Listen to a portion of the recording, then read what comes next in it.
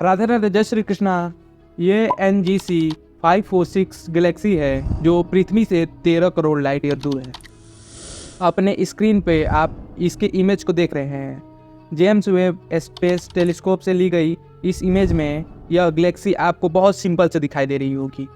इस पर जो आर्म पर और सेंटर में जो ब्राइट स्पॉट है, ये हर एक स्पाइरल गैलेक्सी की पहचान होती है। पर सच्चाई यह है कि सिंपल से दिखाई दे रही यह गैलेक्सी ब्रह्मांड के सबसे रहस्यमयी सवाल को सुलझाने में मदद करती है। अगर ये गैलेक्सी ना होती तो हम कभी ब्रह्मांड के असल सच्चाई को नहीं जान पाते। भविष्य में ब्रह्मांड का क्या होगा और यह कितना विशाल हो जाएगा, यह सब बातें आप और मैं शायद ही कर पाते। पर आखिर ये सवाल क्या था और किस कारण से नासा और हर एस्ट्रोनॉमी साइंटिस्ट इस गैलेक्सी का इतना इम्पोर्टेंस क्यों मानता है? इसके अंदर क्या छिपा है जिसके कारण आज हम ब्रह्मांड के सबसे रहस्यमयी गुत्थी को सुलझा पाए हैं?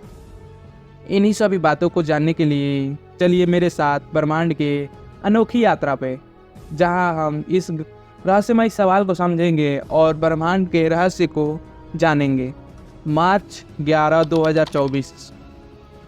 नासा के सबसे शक्तिशाली टेलीस्कोप जेम्स वेब पृथ्वी से 13 करोड़ लाइट ईयर दूर और 1,10,000 दूर विशाल इस गैलेक्सी की इमेज कैप्चर की। अपने नियर इंफ्रारेड कैमरे से यह धूल के बादलों को पेनिट्रेट करते हुए इस गैलेक्सी में मौजूद तारे को और उसके ब्राइटनेस को नापा गया। इन तारों की बढ़ती और घटती लाइट ब्रह्मांड की सबसे रहस्यमयी सवाल है कि क्या ब्रह्मांड सच में एक्सपेंड हो रहा है? अगर यह एक्सपेंड हो रहा है तो आखिर इसके एक्सपेंशन का रेट क्या है? इसी सवाल का जवाब इस गैलेक्सी में मौजूद यह तारे हमें देते हैं।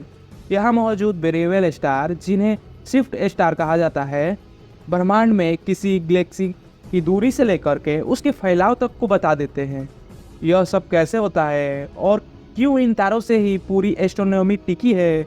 यह तारे हमारे सूर्य से कितने विशाल और कितने ब्राइट होते हैं, आइए जल्दी से जान लेते हैं। अगर आप इस गैलेक्सी को देखें तो इसमें आपको कई शिफ्ट तारे दिखाई दे होंगे।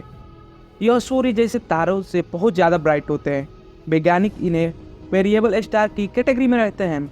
यह तारे एक खास समय में ब्राइटनेस को चेंज करते रहते हैं, जिस कारण से इन्हें जब भी पृथ्वी से देखा जाता है यह पल्सिंग करते हुए दिखाई देते हैं।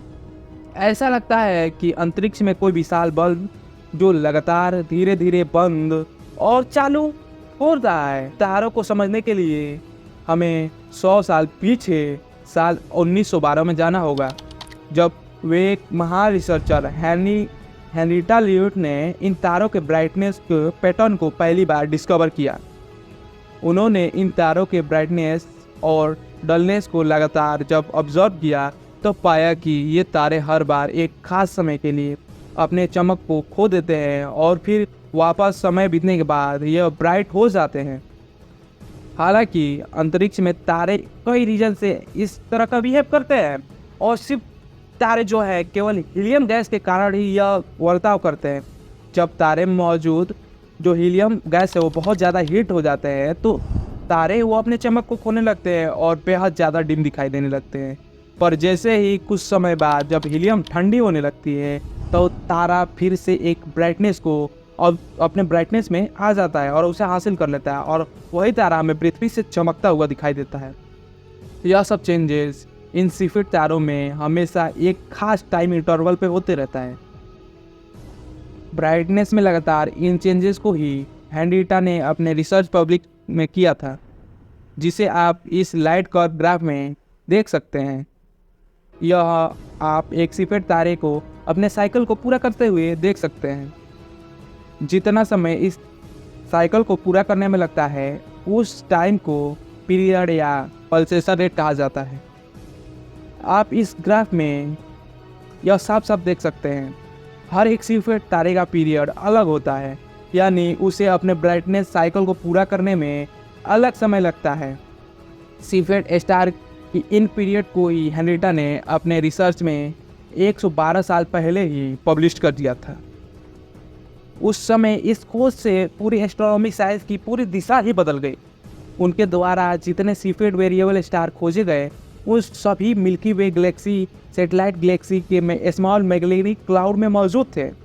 जब हेनरिटा ने इन सिफिड तारे के लाइट कर्व को और गहराई से देखा तो पाया कि इन सिफिड तारों के पीरियड और उनकी ब्राइटनेस में एक डायरेक्ट रिलेशनशिप है।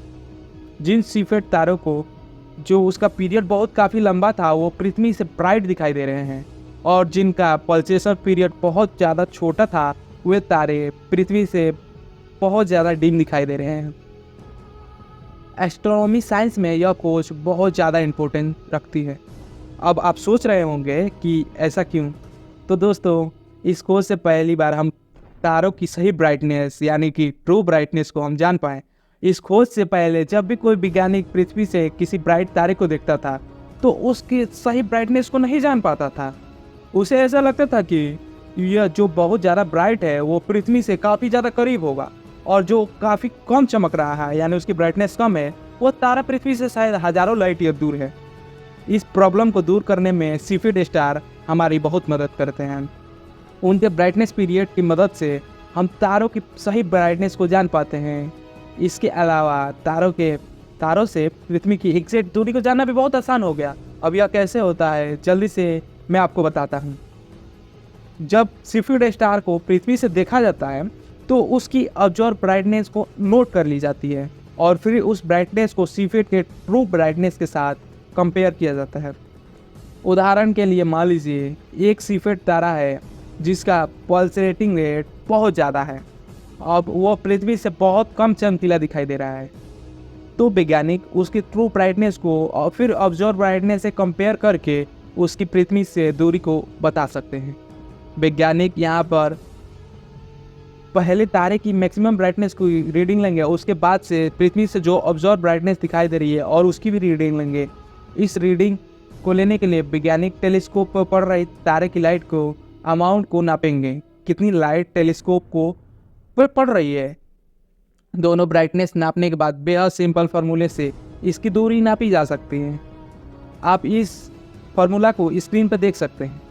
यहाँ पर ट्रू ब्राइटनेस यानी एब्सोल्यूट मैग्नीट्यूड और ऑब्जर्व ब्राइटनेस यानी कि ऑपरेट मैग्नीट्यूड की वैल्यू डालकर आसानी से तारे की डिस्टेंस निकाली जा सकती है। जैसे ही आप इस सिफिड तारे की डिस्टेंस को कैलकुलेट कर लेते हैं तब उसकी मदद से ही आप आसपास के जो आसपास तारे हैं उसके डिस्टेंस को भी इजीली निकाल सकते हैं। यह एक तरह की डिस्टेंस मार्कर की तरह बिहेव करते हैं। इनकी मदद से गैलेक्सीज और स्टार की सटीक डिस्टेंस निकाली जा सकती है।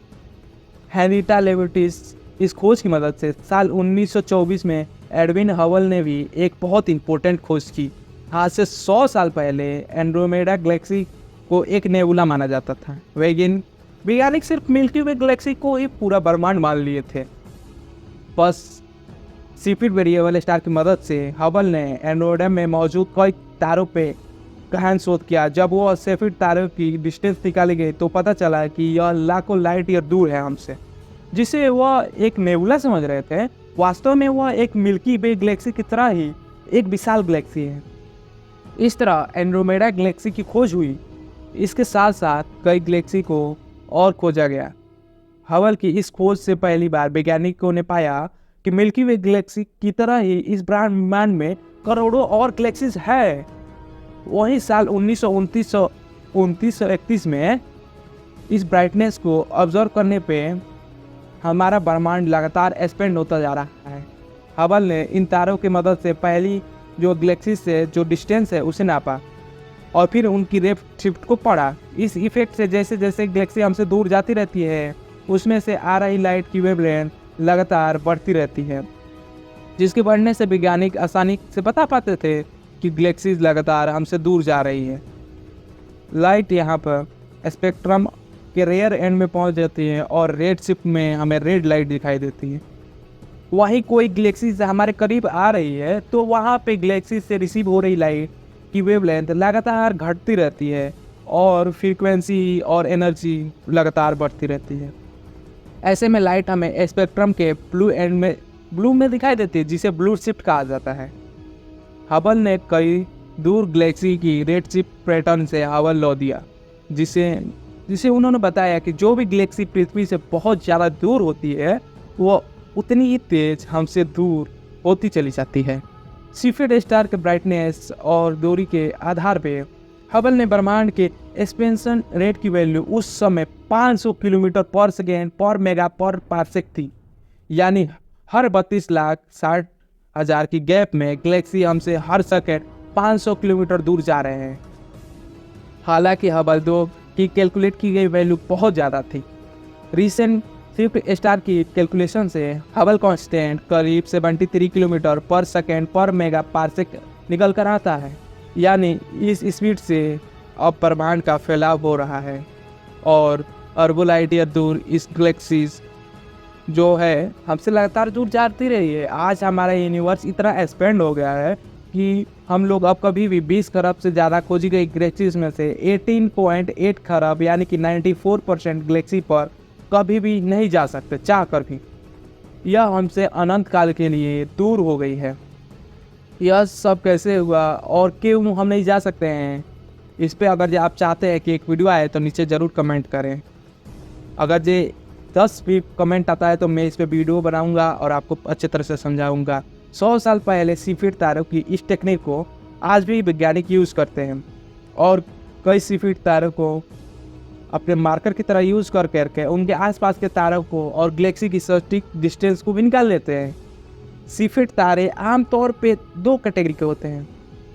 सबसे पहले आते हैं क्लासिक सीफिड वेरिएबल स्टार, जो कि सूर्य से 20 गुना मैसिव और 1 लाख गुना ल्यूमिनस यानी कि चमकीले होते हैं। इनके पल्सेशन पीरियड यानी कि डिम होने से ब्राइट होने का पीरियड कई दिनों से लेकर के महीनों तक का होता है। यह पीरियड हमेशा रेगुलर होता है, जिस कारण इनकी मदद से लोकल ग्रुप और उसके बाहर की गैलेक्सी की दूरी पता की जाती है। इस दूरी से हम आसानी से हबल कांस्टेंट यानी कि ब्रह्मांड के फैलाव को बता सकते हैं। वहीं दूसरी तरफ दूसरी कैटेगरी में टाइप 2 सीफिड स्टार आते हैं, जिनका मास सूर्य से आधा होता है और चमक भी क्लासिक सीफिड की तुलना में कम होती है। इस कारण से इनका पल्सेशन का रेट जो है काफ़ी छोटा होता है। वैज्ञानिक इस कैटेगरी में 1 दिन से लेकर के 50 दिन तक का ब्राइटनेस पीरियड ऑब्जर्व करते हैं।